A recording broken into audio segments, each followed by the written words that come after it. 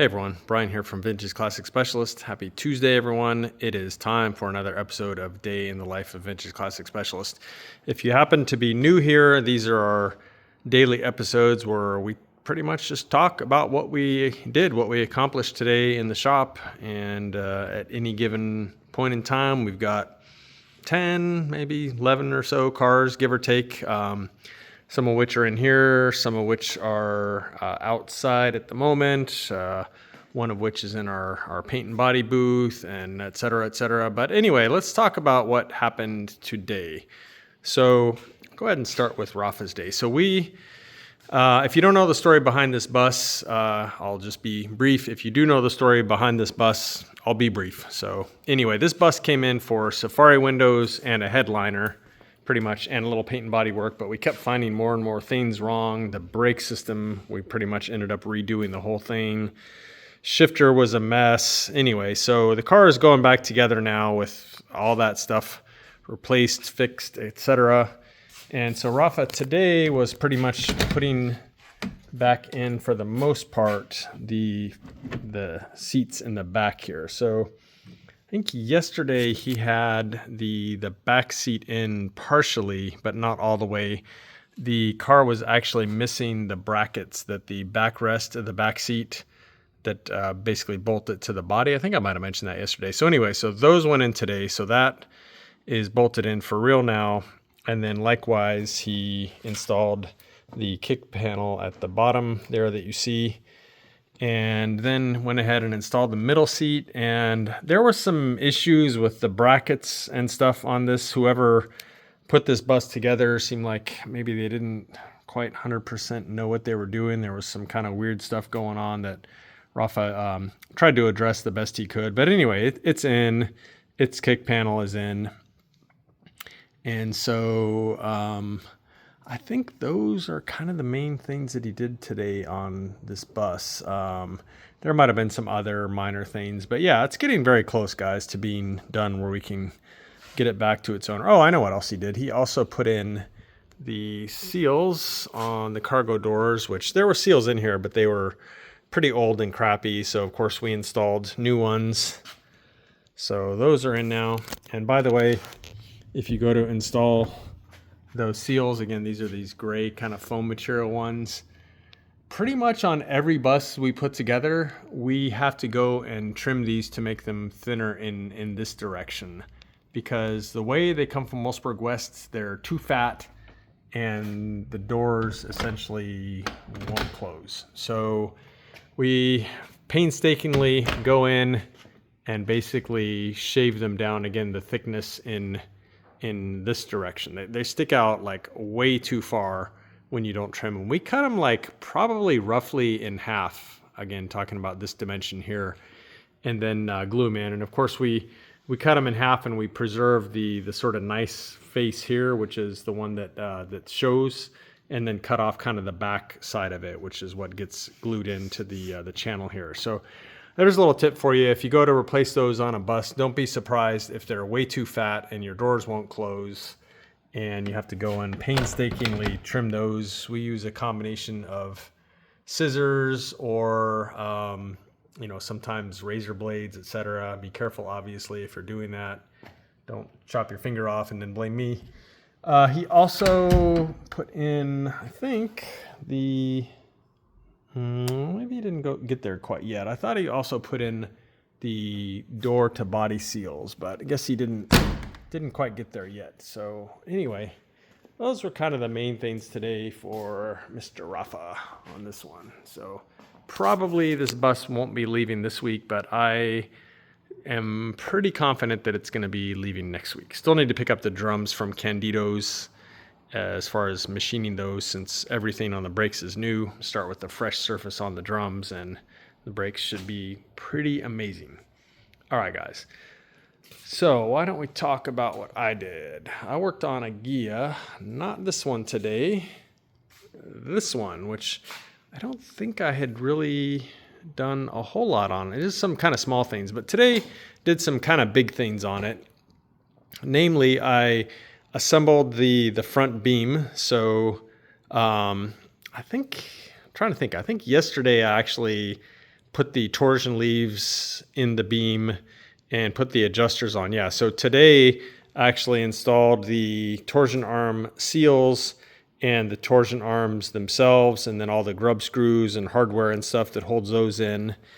And then pretty much what I like to do is I like to mount the beam on the car with basically just the arms kind of hanging off. And a lot of times I'll put it in the car without the steering box mounted, just because the beam is a lot easier to handle when it's relatively light. Once you start adding, spindles and brakes and steering boxes, it gets very cumbersome.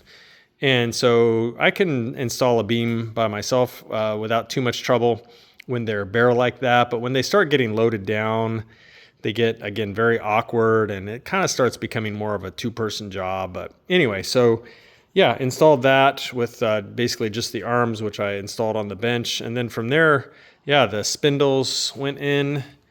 And as you can see, once I got the spindles in, I went ahead and did one of my least favorite things, which is packing bearings.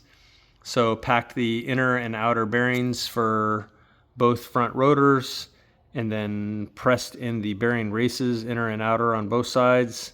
Also kind of a pain, but pro tip for you if you don't know this: if you're going to be pounding in bearing races, put them in the freezer for a few hours and let them get cold. They'll actually shrink a little bit, and trust me, they get a little bit easier to pound in when they're frozen a little bit. You can even take the rotors if it's a sunny day and set the rotors out in the sun and let them heat up a little bit while you're letting the bearing races cool off in the freezer. And again, take advantage of the rotor itself expanding a little because of the heat, and then the race shrinking a little bit, and it just gets a little bit easier to install. So pro tip for you guys if you didn't know that one. But anyway, yeah, so got the bearing races in, packed everything, inner seals, and then on those went. And then at that point, of course, I absolutely had to put on these bitchin' gigantic 4-piston Wilwood calipers, because why wouldn't I?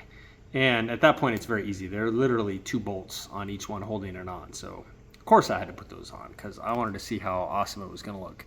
Haven't put the pads in it yet, and obviously haven't connected the brake hoses and stuff like that. But what you see here is together for real. And so, yeah, coming along pretty good, guys. And so, yeah, everything's all buttoned up here. The beam to body pads and stuff are all in. And, yeah, so that was pretty much my day, was assembling this front beam, installing it in the car, and then doing the rotors and bearings and stuff like that. I did actually end up having to, which I wasn't super thrilled about, but literally has no negative effect at all. I did have to trim the body a little bit, which supposedly I wasn't supposed to have to with this 3-inch beam. However, I did a little bit. So of course I did a pretty neat job of it. You may not even be able to tell. There's basically like a little notch in the body right there. And I will finish touching up the paint there. But yeah, as narrow as this beam is, again, supposedly it would clear no problem, but it didn't. And I'm wondering if the gentleman that manufactured this beam said he hasn't really had a problem before, but I'm not 100% sure if he's installed one on a Ghia, because the sheet metal in here is a little bit different, and I'm wondering if the Ghia body is a little bit wider in here than a Beetle body. Don't know, but anyway, not a big deal.